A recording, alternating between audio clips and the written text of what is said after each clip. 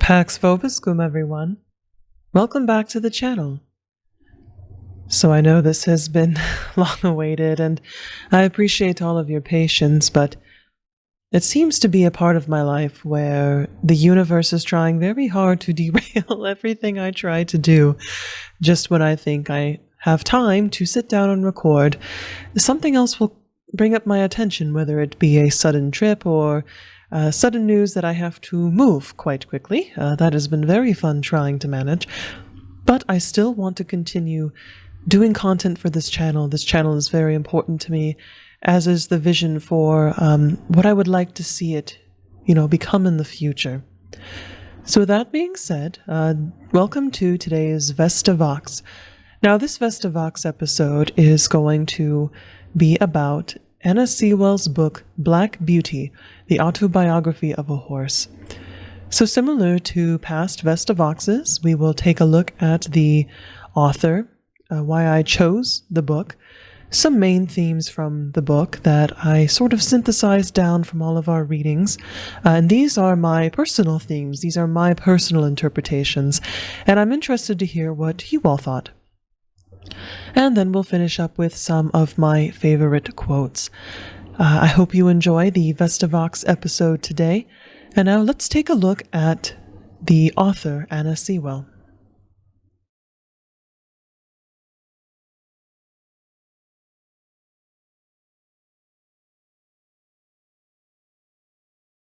So let's talk a little bit about Anna Sewell, the author of Black Beauty.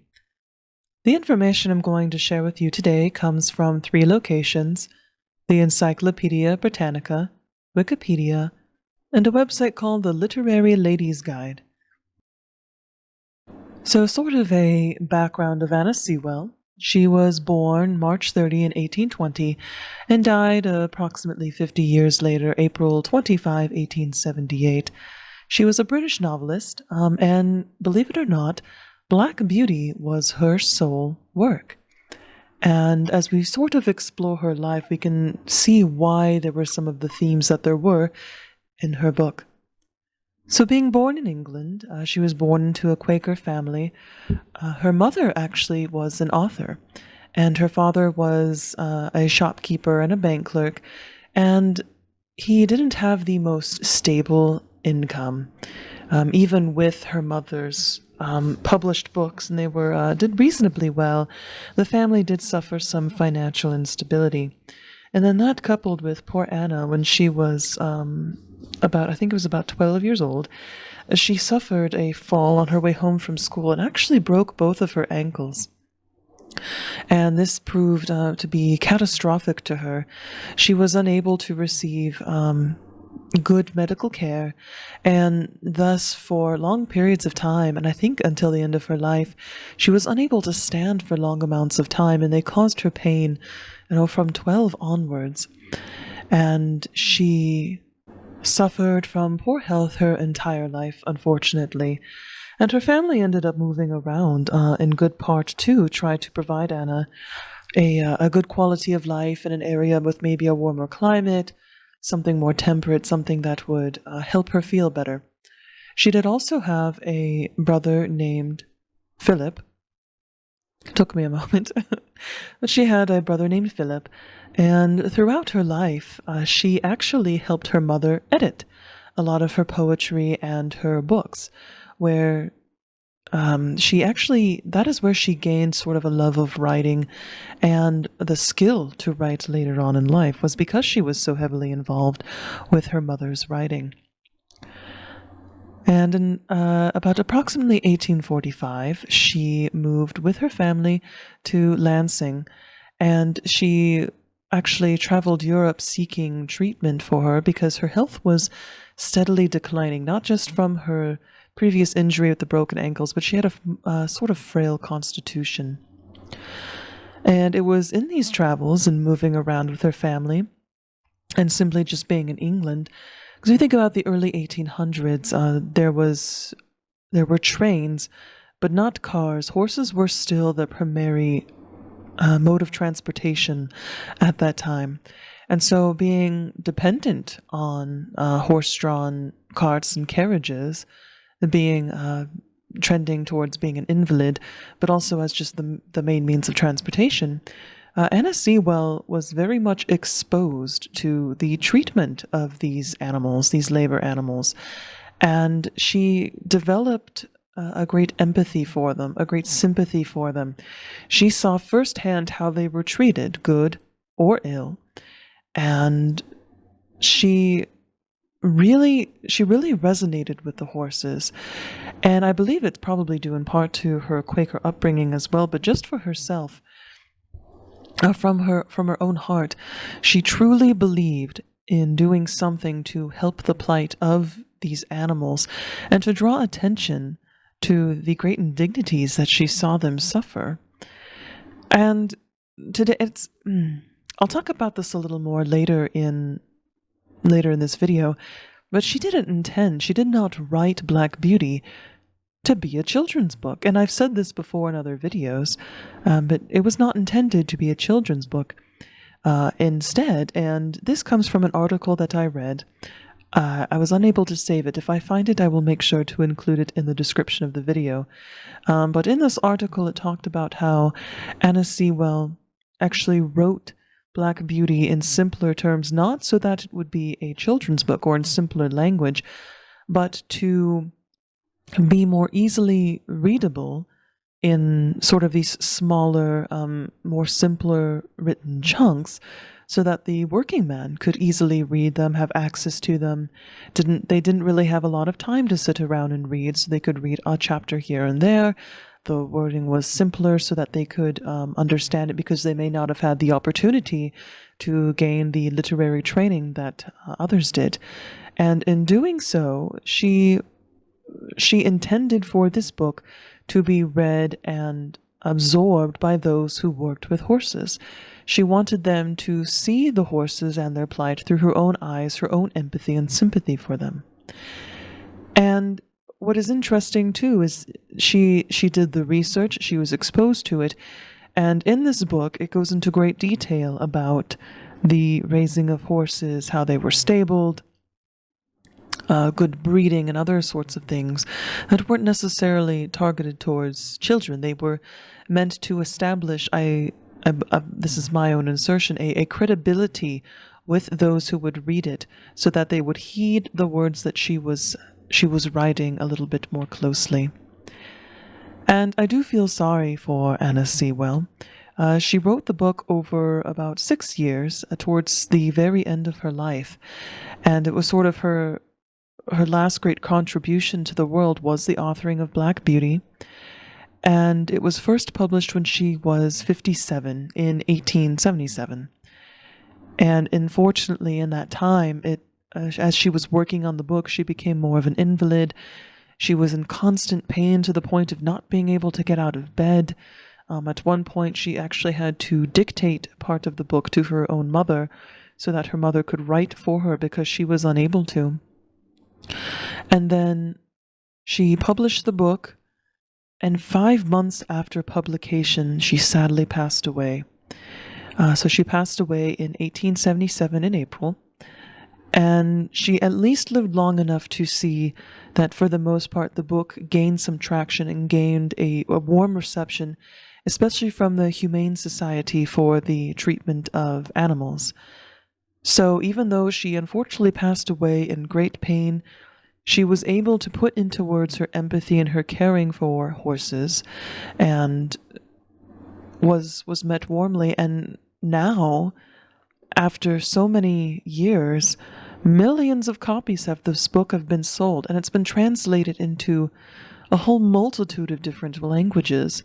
And she has touched the hearts of so many, child and adult alike. And it was her crown jewel, her one work, her contribution to the world, that was so well written, and written with a quest in mind, despite her own pain. And despite her being in pain, she had enough empathy for the pain of others and the pain of the horses that she saw. So that's just a little bit of a background on Anna Sewell herself. A very interesting woman. She is, usually when it depends. Sometimes you read about authors and it talks about, great works. They've written so many. And sometimes you come to authors like this who write a single magnum opus, and it didn't really do much in the sense of they lived a quiet life. They did what they want to do. And then suddenly, almost as if by a divine inspiration, wrote a book that would go on to inspire hundreds of thousands, if not millions, for generations. So I can feel some empathy for Anna Sewell, some sympathy for her, but at least she did live long enough to see that her book was published and that it was warmly accepted.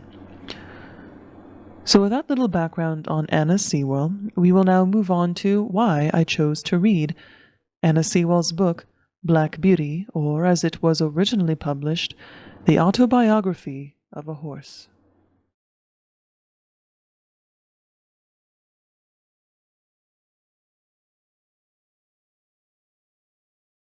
Now, very briefly, before we get into why I chose to read Black Beauty by Anna Sewell, hello!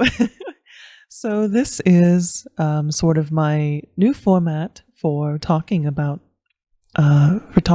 these books, maybe for reading short poems and such. We shall see. This is a test, if you will. So this is my quote talking avatar, me, the Vestal Virgin. So I hope you do enjoy. I drew the art for this myself, and so I hope you find it pleasing to watch. So with that being said, we will go ahead and talk about why I decided to choose this book. So to be brutally honest, it is difficult to find material to read in discussion because of copyright, really. So there are, for some books or poems or what have you, the copyright with only short portions may be read and then discussed. Only sections may be read and then discussed. It's not necessarily quite clear on what can be constituted as a section or a short insert. So I decided this time to look for something that was in the public domain. And Black Beauty, now it has been quite a while since it was published, so it is now public domain, and it is also one of my favorite books. And so I thought, well, what better way to dip the toe into some new material than to read one of my favorite books. And so that was pretty much it. Nothing so flashy, but there were some other options available from the public domain list. But Black Beauty especially, I think, I'm very pleased that I read it. And reading it as an adult, I know I've mentioned this many times in the previous videos of us actually reading the book. But the book, again, and like we heard from Anna Sewell's brief biography, it was not intended for children necessarily. It was not written for a child audience. In fact, as we saw reading it, it had some quite adult themes in there in the sense of life, death, abuse, trauma. And so that's why I, personally, when I look at it, I think this book is such a wonderful book because it handles so many things so well. And I believe that it is something that teenagers, tweens, I think beginning at maybe age 12, as a child starts to sort of think about these different sorts of topics in the world, it would sort of open one's eyes to, the classic, like, oh, horse book, oh, empathy for animals, empathy for people, in younger children, tweens, I guess you could say, and then into teenagers who have a little bit more understanding of the world. It really starts to open up their eyes to concepts of, I should say, masculinity, femininity, becoming an adult, the concept of ignorance, the chapter Only Ignorance, and how important it is to accept when you do something wrong, even if you're not aware of it. Again, I'll go into this a little bit later. And then even as an adult, I believe it is a refreshing thing to read because it does remind us of the journey of life and how we can empathize with these characters, even if whether they are human or horse, really. And so that is why I chose to read the book, because I believe that the book is just as relevant today as it was in 1820 or 1887. And while the world may look a little different, as we saw in the story, the world only looks different. But the people and how people treat each other and how people treat animals seems to be quite as much the same. And so I chose the book because I believe I suddenly can't talk, excuse me. I chose the book because I believe that it has a lesson for all of us, really. And so now we will look into what I believe from my personal experiences and my personal examination of the book, some of the main themes and why I believe they are so important to talk about.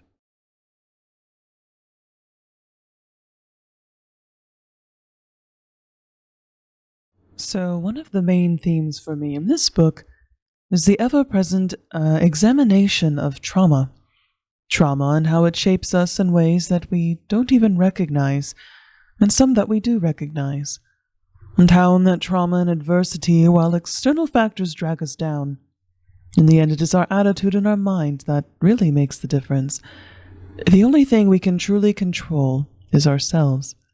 Now saying this does not excuse those who hurt us or those who cause us trauma, intentionally or unintentionally, unintentionally. And as we sort of see in the case of Black Beauty, those who hurt the horses, those who hurt him and Ginger through ignorance or savagery, meanness, or even just pure sloth, apathy, they should not be excused from their actions at all.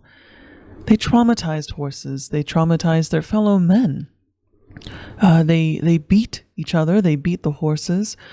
And in many cases, it's painful to watch because the horses were willing to work, and yet they still loaded them down with excessive weight while drawing up their heads with the check reins for fashion, and then beat them still when they did not perform the way that they wanted to. And the trauma that came from this, the trauma that the horses experienced, it shaped them physically and mentally. And that is an aspect I think many forget about trauma, is that it's not just the mind that can be hurt, it is the body, as the mind and body are connected. Now, in the case of Black Beauty, I think we can say that he is sort of a remarkable example of perseverance. Though he physically began to decline, and though he was greatly mistreated, he never did once bite or kick. Even as his spirits fell, even as his heart fell, he continued working, he continued persevering. He felt lonely, exhausted, tired, and every once in a while he would get a nice pet from a passerby or a lady who was kind to him on the street. But everything else was sort of sad and dark, but he persevered up until the moment he simply couldn't take it anymore. And even then he was, I guess you could say, sort of delivered from that. But even in his lowest point, when he knew he could not go on and he was exhausted, he did not lash out. Now, Ginger, on the other hand, she was born into trauma, and it's sort of sad to hear her story when she talks to Black Beauty, how she was pulled from her mother's side and roughly handled, mistreated when they were breaking her in.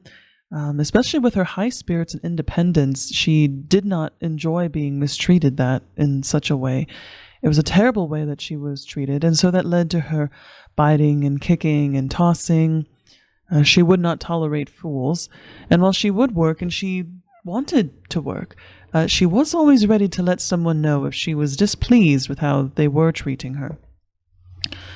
But her journey was sad to read, and she went from a bad start to a better place, to a place that was all right, but was slowly becoming just like the others, to where she was treated fairly well, but how she was ridden and how she was treated, and depending on who was riding her, that ultimately contributed to her declining health. And then once she was used up, she was cast aside into the cab horse trade, and there her great spirit was finally broken, and she just simply gave up. Which is a sad thing to see when you have such a beautiful animal with with spirit, independence, willingness to work, someone who could be, a horse that could be a fantastic partner, to be mistreated and then cast aside like that. I always hate reading that chapter. But now, saying that, we have to remember that while this is, a written story written by a human being, the characters are horses. And as such, as horses, they do not have the power that we do have as human beings. And that is something that Ginger herself referenced in the chapter Poor Ginger. To quote, Black Beauty said, "You used to stand up for yourself when you were ill-used." "Ah," she said, "I did once, but it's no use. Men are the strongest, and if they are cruel and have no feeling, there is nothing we can do. But just bear it on and on and on to the end." As horses, this is unfortunately their lot, and that is something that Anna Sewell was trying to call to the attention of many who worked with horses, was they don't have a choice. We choose for them. We are the ones who put the bridles on them, train them, put them to work, and they don't have a choice to simply leave if someone is being cruel to them. They can kick and bite and toss, but even as Ginger noted and said, that in the end humans are strongest, and though she did lash out, in the end she was forced back into work. And what a lot to have. And I can see the reason, I'm sure you see the reason too, why Anna Sewell felt so strongly about it to write about it. But what a terrible lot it is when mankind treats horses cruelly and they have no say in it. But even though Ginger and Black Beauty are animals, we can see glimpses of ourselves in them. They may not be able to shrug off the lot that they have been given, or that mankind forces upon them, but we as human beings, seeing glimpses of ourselves in them, we can shrug off our lots. We can say something about it. So going back to Ginger, we can see how the trauma of her past shaped her. We can also see in Black Beauty how his past, while it may not be as sad, I guess you could say, as Ginger's, it did shape him as well. And looking at this, we must understand that whether we want to acknowledge this or not, we are in the end the sum of our past experiences, good or ill. And it is simply a truth that we must accept, that our past does affect our present and our future if we allow it. And accepting our trauma or hardship does not mean accepting it. And what I mean by accepting this trauma or accepting that truth is this. There's a difference between saying, well, since all of this happened to me, all this pain happened to me, all of these people abused me and hurt me and harmed me, I'm giving up. That's all that will ever happen to me. It shaped me and turned me into what I am now. I am the way that I am now, and it is everyone else's fault, and there's nothing that I can do. There's a phase of grieving, I think, when trauma happens to oneself, and in saying those words, but if you allow those words to continue over and over, that internal saboteur constantly saying that's when the victim mentality steps in, a mentality that gets a foothold into your psyche and stays there and keeps you in sort of this perpetual loop of misery and anger. And in many ways, as we unfortunately see, when you have children who have been horribly abused, they go on to abuse and hurt and kill themselves, which is a terrible cycle.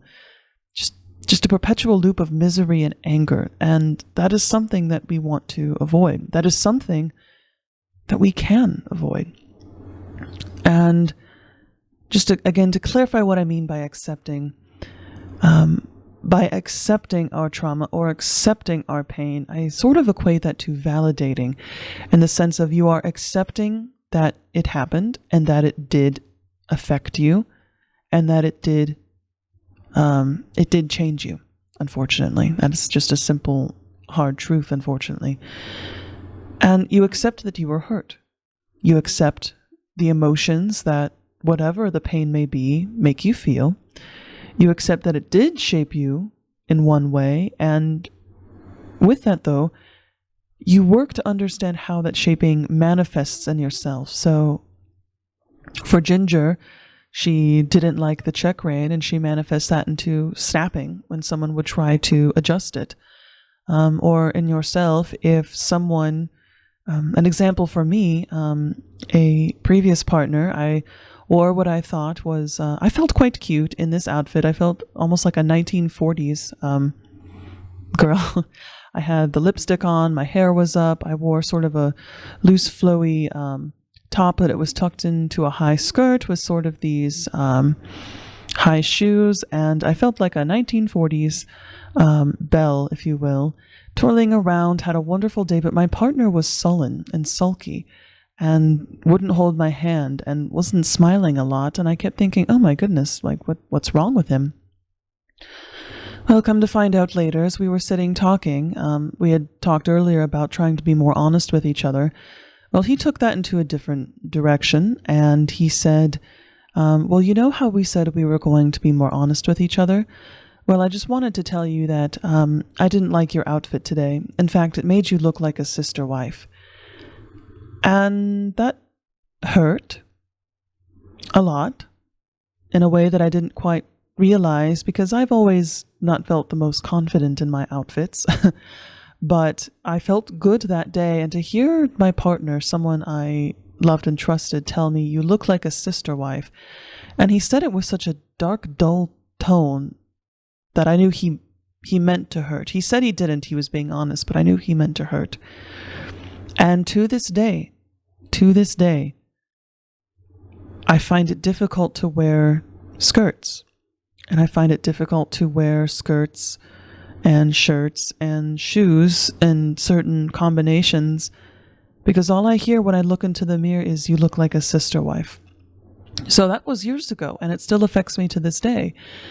And I think it is important to acknowledge. So I know where that came from, the point of pain that caused that thought, but that is something I'm still working through to this day to try to acknowledge and accept, and then allow myself to enjoy things again. That's sort of what I mean by working to understand how that shaping manifests, is understanding, here's a point of pain, and something sort of similar to this. Okay, I understand now. There is power in that. There is power in accepting what happened, power in examining yourself and understanding how it manifests. And once we say, this did happen to me, it hurt me, it truly did, we validate ourselves, and validation is so important. And it is the first step towards doing something. And looking at the story, through the eyes of a horse, it's painful, I think, seeing, this story through the eyes of a horse, through the eyes of a human, because the horses did not have choices. But we as human beings do have choices.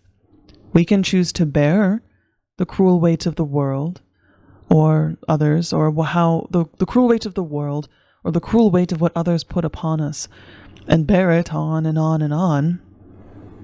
Or we have the power to say no. We don't have to bear it. Unfortunately, like Ginger or Black Beauty, we don't have to bear it. There is always an opportunity to say no, to stand up for yourself if you're ill-treated, to tell yourself that you will not allow your past pain to hold you down like a lead weight and keep you from the future that you were marching towards. A friend of mine, her mantra was always, I will not let them win. That is, the people who hurt her. She always said, I will not let them win. And that burned a fire inside of her that allowed her to move forward. To not wallow, in a victim mentality forever, a cycle of pain and hurt. You can acknowledge that you were a victim, that you were hurt. You acknowledge this, but you will not let that pain be the sole author that writes the novel of your life. You can have the power, you do have the power to move forward and break free. And I know I've said this to myself, easier said than done. And it is easier said than done. As I sort of mentioned before, I had something happen to me years ago that still affects me to this day. I've had things that happened in my own life, even much worse than just a snide conversation. Things that brought me to my knees, that crushed me. And they shaped me in ways that Holy Spirit be praised. I wish that they hadn't shaped me that way.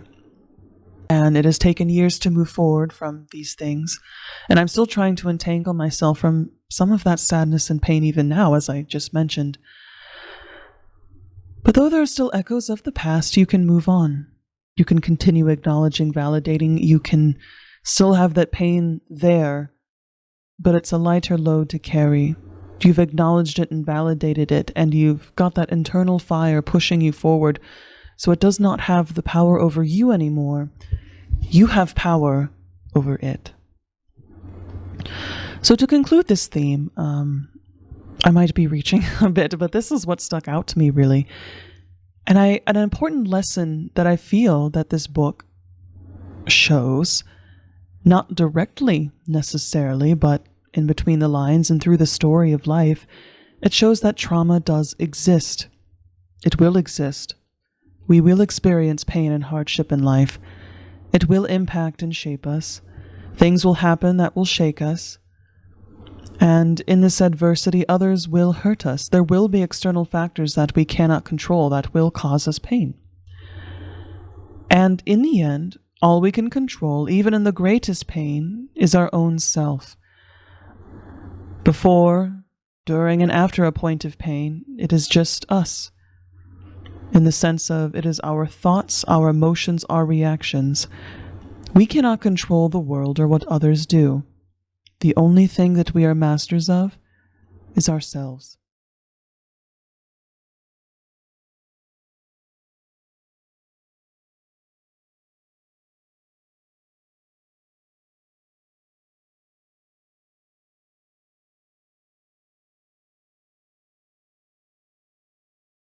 So in the first bit there, I talked about what I sort of saw the overall theme of the book being, from my own perspective, really.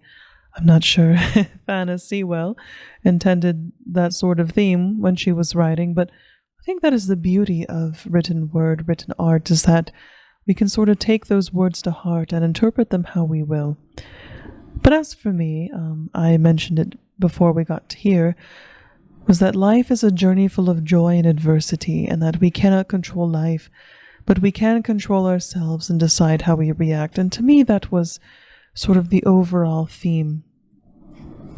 And now going into some of the other themes that I gleaned from the book, one of them being the topic of faith and how important faith can be. And when I talk of faith, I'm referring to uppercase faith in terms of religious beliefs, but also lowercase faith, just a general faith in perhaps things getting better. And what we know from Anna Sewell is that she was raised as a Quaker, so she obviously had the faith in the big and in the upper and lowercase. But she threaded such themes throughout her book. And the idea of faith and religion, and being respectful of whether someone chooses to pursue a religion or to have faith or to not. And I think that was an interesting theme within the book and was written very well for someone as a Quaker who, I don't want to use the word tolerated, but respected different perspectives and included different perspectives in her book and sort of had a dialogue about them. For example, the case of C.D. Sam blaming religion for his plight of having to go out on Sundays to take people to church. And then we have Jerry talk to him and say, well, I personally don't do that. I drive myself and my family to church because I take Sunday off. And maybe there would be a better way for all of this, but people still need to get from place to place, and you still need a job, a fare. And no one is forcing you to come out to work. You could choose to take Sunday off for yourself and for your family. So things are not as cut and dry as you are making them seem to be. And we see sort of themes of that throughout the book, and I've encountered this myself in life, but such topics are not always black and white. There's some gray areas in the sense of discussion. But I like how Anna Sewell handled the topic of faith. She balanced it quite well, I think, and how she handled it, I think, reflected the sentiments of the day as well, and was a very realistic way of threading through her own perspectives and her faith, going so far as to call out people, saying that, well, if you are a person of faith, then obviously you would not treat animals in such a way. So why are you doing this? So I just thought that was sort of an interesting little insert, and something that she wrote quite well and was very realistic. The next theme I would like to discuss is the concept of ignorance and apathy as being almost as deadly as actual meanness. And we see examples of this throughout the book, the chapter Only Ignorance being a prime example of when poor Black Beauty has just run all the way to fetch the doctor, and little Joe Green at the time does his best with what limited knowledge that he has, but out of his ignorance, Black Beauty almost dies. And at first, Joe Green's father is a little upset with John Manley and is saying, he was just a boy, it was only ignorance. And Manley gets very upset and says, only ignorance, and brings up examples of what only ignorance can do, such as leaving a door open and letting a bunch of food saplings perish, or other such things. And I think we all know instances or examples, even in ourselves. I know rather embarrassing thoughts, but times when it was only ignorance, but it caused someone else pain and hurt. And I think it's important to acknowledge that while we may have been ignorant of something, it does not remove from us the burden of having hurt someone, or destroyed something, or injured something, or caused trouble. We can still accept that through our ignorance we did not do something correctly, or we hurt someone, but instead of floundering against that ignorance, we take that and say, I've made a mistake here. I was ignorant, and now I'm going to do everything I can to not be ignorant, and to make sure that this does not happen again in the future. That is a sign of great maturity, I feel. And so ignorance can hurt, kill, destroy, inasmuch as an outright whip can, hurt a horse's back, or, drive part of a carriage into the side of a horse. Or in our life, only ignorance can cause just a moment of miscalculation and a horrible car wreck. So ignorance can hurt and kill. Apathy as well. And we see an example of that with Black Beauty, where he went through a stint of different caregivers. A single master, but as the man was busy, he did not have time to care for Black Beauty himself, and he wasn't as attuned with the needs of horses, so he tried to hire caregivers for Black Beauty. And this is partially on the ignorance of the master, and partially on the apathy and the uncaring of those he employed. One of them nearly starved Black Beauty to death. One of them simply refused to actually do his job, basically, and left poor Beauty with swollen feet. Another, through sheer ignorance and almost apathy, but I want to say lack of caring as well, caused Black Beauty to break his knees and caused him a whole lifetime of pain, and caused himself and his family pain as well, because he perished.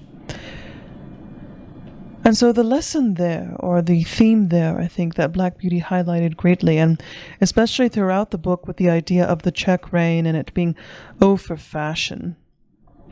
The apathy of mankind towards the horses of, inanimate, they're basically inanimate objects, even as Black Beauty was saying. They likened us to steam engines. The check rein was fashionable. They were apathetic about the effect it actually had on the horses. They did not care, or some were simply ignorant of what the check rein and the effect that it had on the horses. So multiple examples throughout the story about how ignorance, apathy, and lack of caring can harm, kill, maim, hurt, injure, all a plethora of things. And so I think the call to arms there is to recognize in ourselves when we are being ignorant, when we lack knowledge in something, and if someone comes to us and says, "You hurt me through this action," instead of lashing back, try to come to an understanding of where was the lack in my knowledge? Where was I ignorant? Well, now that I know where, I will not let it happen again. I will increase my knowledge and my empathy. And that's sort of the theme that I got there. And now that we are coming up on about an hour, there is so much about this book that I could discuss. I tried to make sure this time to include mini discussions at the end of each episode as well. But another final overall theme for me, at least for this book, and one of the reasons that I love it, beyond the call to look at the cruelty to animals and horses and to fix oneself. I think I've talked about that plenty in the previous episodes, and that is, I believe, the most common theme commonly known about this book. But an uncommon theme, at least to me initially, is that this book is, and I've mentioned this before, I know, so it's an old tale at this point, but this book is such a good example of life. What real life looks like. And while Anna Sewell did not intend this to be a children's book, because it is about a horse, many people today, most classify this as a children's book. But as we talked about before, it deals with a lot of adult themes of abuse, trauma, pain, sickness, and ignorance and apathy, all sorts of things that aren't necessarily something that you would find in a children's book necessarily. But that's why I believe that this book is important, however, for tweens, teens, about 12 years and up, when they really start to sort of formulate their own opinions about the world, and important even for adults. While yes, it does do a call to arms and foster empathy and understanding for animals and horses especially, it also fosters empathy for your fellow man, and above all demonstrates through the eyes of a horse life, and how all around you there are people who are suffering, there are people who are doing well, there are people who are busy, people who are ignorant, people who are apathetic. It really gives such a broad view of what real life looks like, down to a reflection on the self, and how you yourself, like Black Beauty, will have moments of joy, happiness, comfort, friendship, companionship, and sometimes you're going to be lonely. You're going to be sad. Friends and family and colleagues who you thought would be in your life forever will be gone one day, unfortunately. And it is just such a wonderful book in many ways. And in that way especially, I think, and why I encourage it to be read by anyone who will listen to me, is that it's almost reassuring, in a way, to see Black Beauty from a colt where he is so happy go through the trials and tribulations of life, and at the end it's such a small thing. He's not, a Kingsguard horse, or is being, fed and fattened in a stable all day. He is simply content and happy.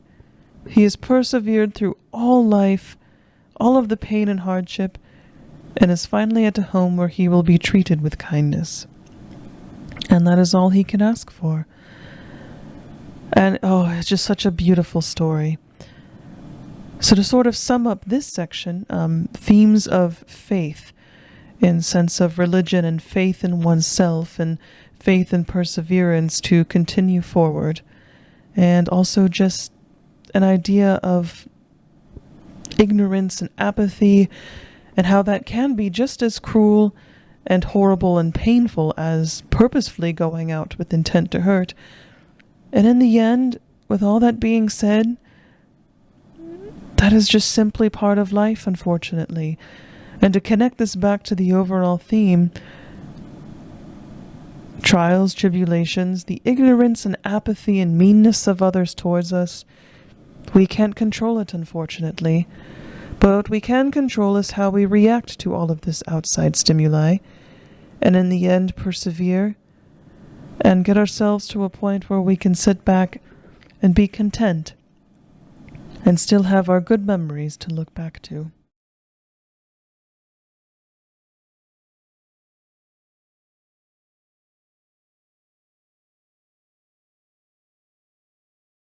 And so now we will finish up today's episode by going over some of my favorite quotes from Black Beauty. To start, from chapter 3, this is Black Beauty's mother speaking to him. I hope you will fall into good hands, but a horse never knows who may buy him or who may drive him. It is all a chance for us, but still I say do your best wherever it is, and keep up your good name. What resonated with me with this quote was to sort of go back to the themes from before, but a horse never knows who may buy him or who may drive him, it is all a chance. I think this sort of connects with life from the human standpoint. We never know where life is going to lead us. Surely chance is a part of it, where we can try to plan our careers or where we want to move or where we go, but there's always going to be some external factors that we can't control coming in sometimes to throw us for a loop. But I like what she says, but still I say, do your best wherever it is and keep up your good name. Sometimes all you have to yourself, indeed the quote is, all you have to your name, all you have is your good name, your reputation. And if you're able to go someplace, and no matter what life throws at you, whether it's something small or something big, if you're able to simply do your best, that's really all all of us can do. So even doing something as simple as that in the face of chance, doing your best no matter what, you will be able to keep up a good name for yourself and stand with pride.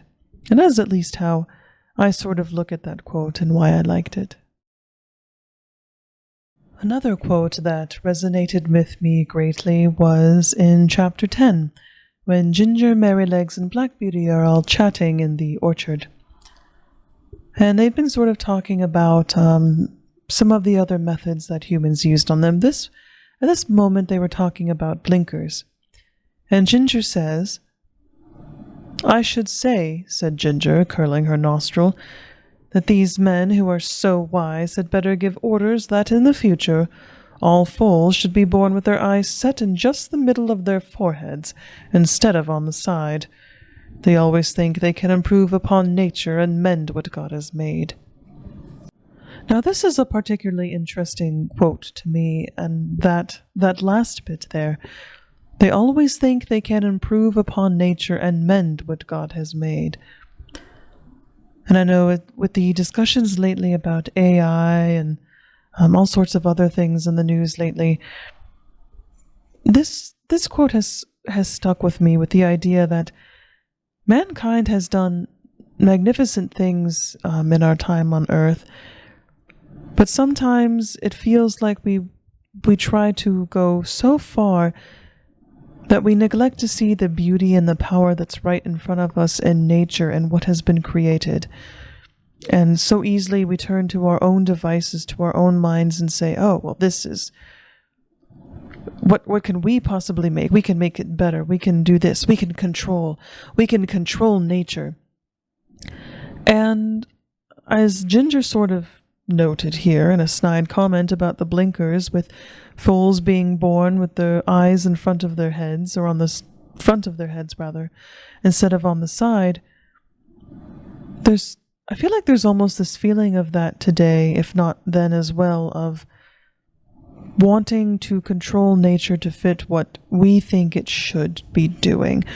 If that makes sense, that I had a clearer notes written down, but unfortunately I was writing them very quickly in cursive, and I can't read my own handwriting.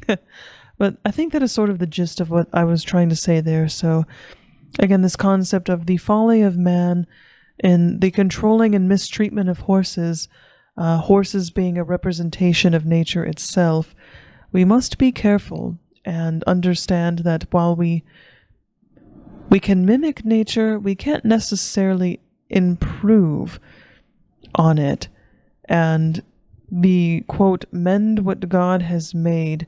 In our minds it would be mending or fixing, but who but a creator would know the ins and outs and the greatness of his own creation, I guess you could say. Another quote that quite resonated with me comes from chapter 38, and Jerry has just given a ride to a friend of his after witnessing some cruelty of one of the horses in the street being brutally beaten. After we continued our journey, and as they got out of the cab, our friend was saying, "My doctrine is this, that if we see cruelty or wrong that we have the power to stop and do nothing, we make ourselves sharers in the guilt." I think that quote rings true today as it did all those years ago. To see cruelty or wrong and simply stand there, particularly the bystander effect, is a phenomena that we see all too often, unfortunately. But to see something wrong, to see something cruel, in the case of here, of seeing horses being brutally beaten and not saying something, sometimes all it takes is a word from a bystander brave enough to say, "Stop," or "What you're doing is wrong." And that's it, a simple word. I could talk into this a little bit more, but I think the quote honestly speaks for itself, really. To see cruelty or wrong, and if you have this part here particularly, that we have the power to stop and do nothing, we make ourselves sharers in the guilt. So I guess I will talk about this a little more. But we see that sometimes valid excuses about why someone didn't step in, loss of life or injury, health concern, all sorts of different things.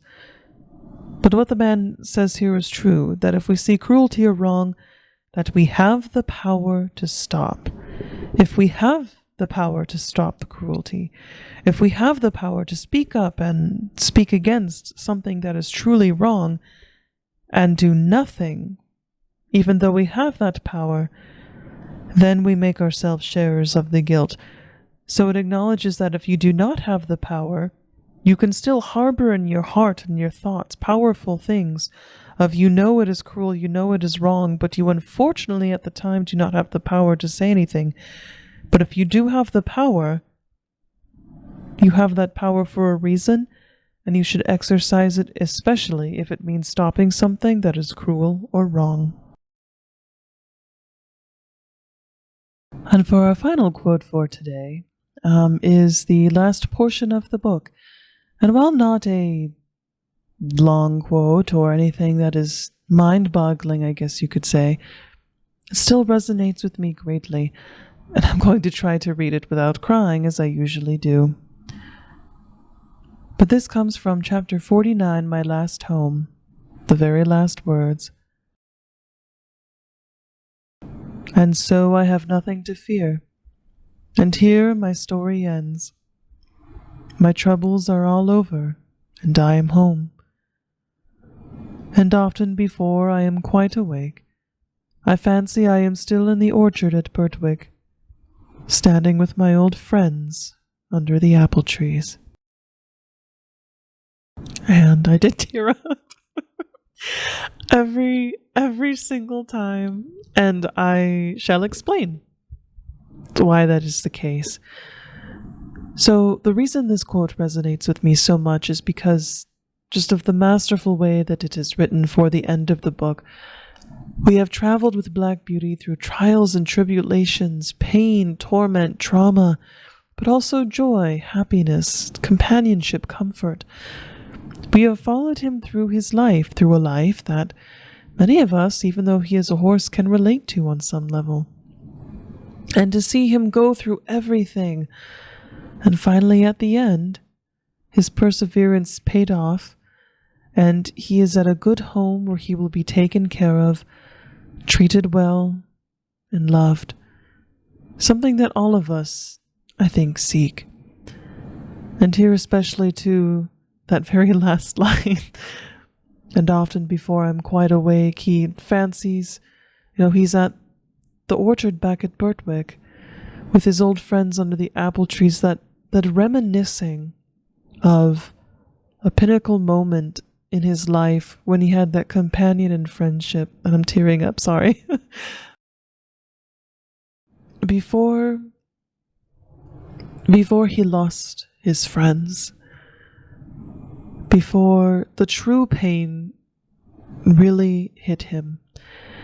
And I think this makes me tear up so much is because I've experienced some things in my life, particularly with, before I'm quite awake, I fancy I am still in the orchard.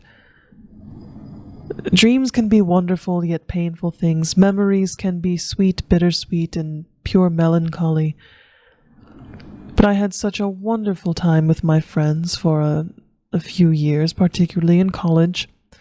I had a very, very dear friend of mine, and I treasure every memory of what we had together. But now he's gone. And it is painful to remember him. It is painful to remember those days when my only worries were hanging out with my friends and waking up in my room at my parents' house thinking, oh, what book am I going to read today? But that is not where I'm at in life anymore. Time comes for us all.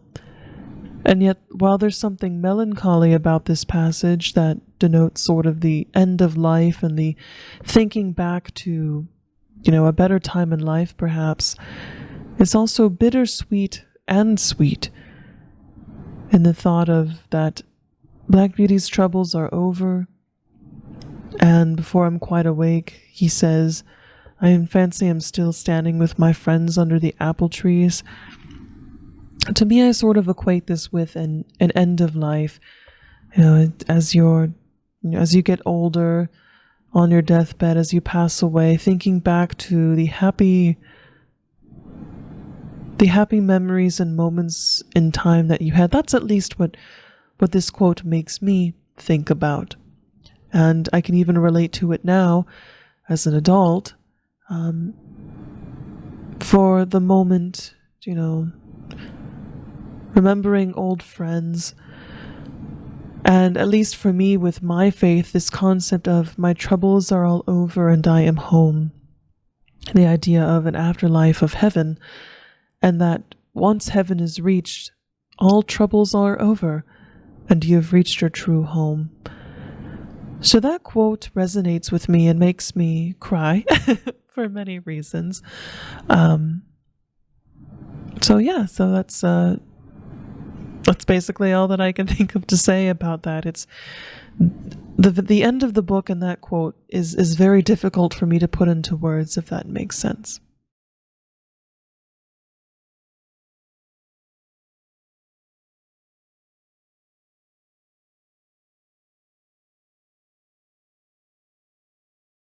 And that concludes our Vesta Vox episode for Black Beauty by Anna Sewell. I do hope you enjoyed my reading and discussion of Black Beauty. Again, it truly is a book that I believe everyone should read at least once in their lifetime. It depicts such a realistic view of life, but doesn't leave one devoid of hope. It shows how we must have empathy for those we share this planet and this universe with, and in this case, Anna Sewell, namely horses, and even our fellow man. So I hope you did enjoy. And I'm still deciding on what the next book will be. But you will probably see another Vestal Virgin Plays video out here soon. And then we will continue with our program, if you will, of reading more books and fostering discussion. And I look forward to sharing with you very soon the completed 4 sticker designs. With that being said, Pax Vobiscum, everyone. Have a wonderful rest of your week.